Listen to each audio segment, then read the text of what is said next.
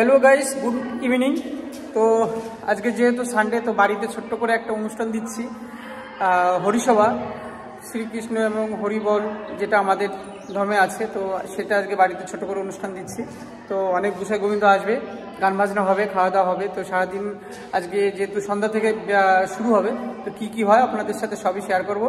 Already কাজ শুরু করে দিয়েছে, আসুন আপনাদের দেখাই।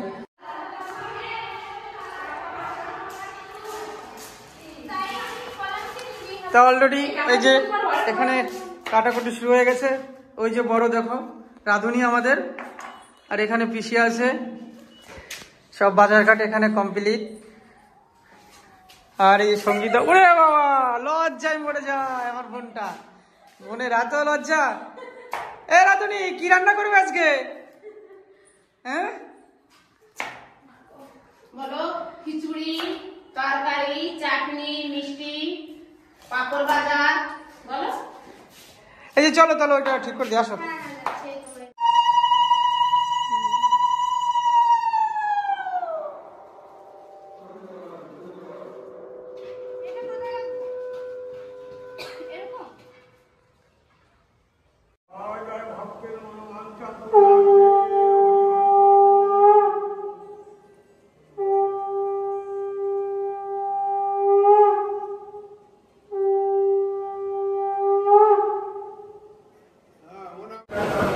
তো মামা এখানে অলরেডি রান্না শুরু করে দিয়েছে।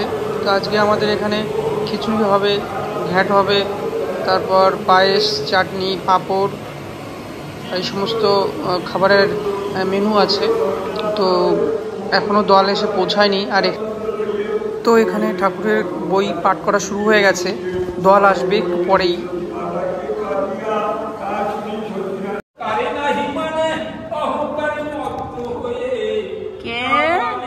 অন্যদিকে দেখাচ্ছে, আমি মোবাইল ধরছি। কপালে সিন্দুর দিয়া শাড়ি পরাইল, কথমতে বসাইল নারী সাজাইয়া, দুর্বাসাকে কহে সবে কপট করিয়া, কহমনি এই গর্বে হবে কি সন্তান নিজে।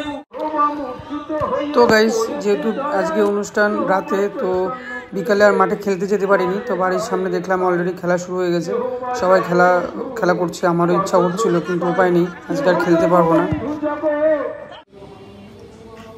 তো এখানে যেহেতু ঠাকুরের বই পাঠ করা শুরু হয়ে গেছে, আর অনেক দিন পর ঠাকুরমাকে আমার বাড়িতে নিয়ে আসলাম। তো ঠাকুরমা, সত্যি আমি ঠাকুরমাকে বাড়িতে এনে অনেকটাই খুশি। এই ফার্স্ট টাইম কোনো অনুষ্ঠানে ঠাকুরমাকে আনলাম। তো এখন ঘড়িতে প্রায় বাজে 6:30। আর আমাদের যে দুটো দল বলা হয়েছিল, সেই দুটো দল একসাথেই বাড়িতে প্রবেশ করছে। আসুন। এই যে বাদ্যযন্ত্রগুলোর শব্দগুলো খুবই শুভ হয়। তো দল এসে আমাদের বাড়ির চারপাশে প্রদক্ষিণ করলো, এটা খুবই শুভ ব্যাপার।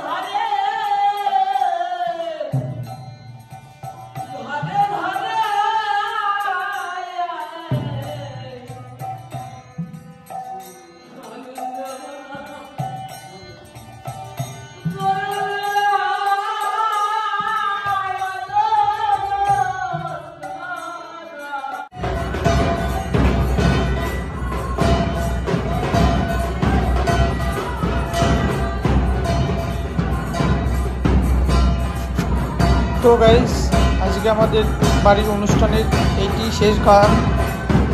এখন এই গানের পরেই সবাইকে প্রসাদ বিতরণ করতে হবে। তো আজকের মতন এখানেই গাইস, গুড নাইট। আমাদের এই ব্লগটি ভালো লাগলে অবশ্যই লাইক এবং সাবস্ক্রাইব করবেন। Good night.